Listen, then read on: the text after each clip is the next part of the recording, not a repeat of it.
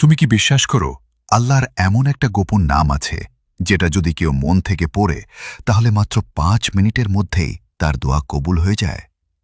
অবিশ্বাস্য শোনাচ্ছে, তাই না? কিন্তু আমি নিজে গতকাল এই দোয়াটা পড়েছি আর ফল পেয়েছি সাথে সাথেই। আজ আমি তোমাকে শোনাবো সেই দোয়াটা যেটা বদলে দিতে পারে তোমার পুরো জীবন, ইনশাআল্লাহ। আল্লাহ, আমার প্রিয় মুসলিম ভাই ও বোনেরা, যদি এই ভিডিওটিতে লাইক, কমেন্ট আর শেয়ার করে তাহলে আপনি তাদের সকল দোয়া কবুল করে দিন। সবাই একসাথে বলুন আমিন। কারণ আল্লাহ তাআলা একসাথে 40 জন আমিন বললে সেই দোয়া কবুল করেন। সুবহানাল্লাহ।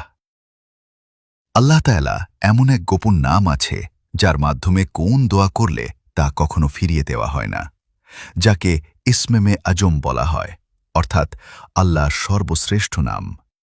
এখন শোনো সেই দোয়া উচ্চারণ।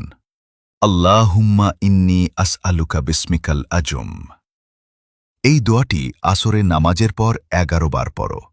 শুরুতে 3 বার দরুদ শরীফ পড়বেন, আবার শেষে 3 বার দরুদ শরীফ পড়বেন।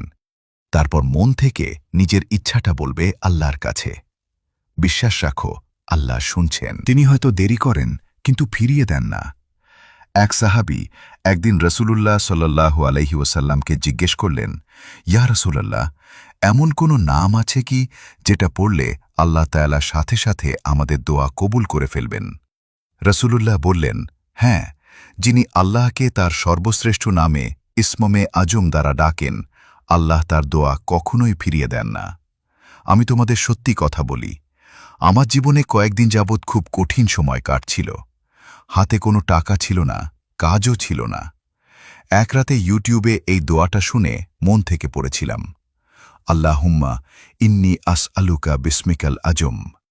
পরের দিন একদম অলৌকিকভাবে একজন পাওনাদার আমার পাওনা টাকা ফিরিয়ে দিল আমাকে।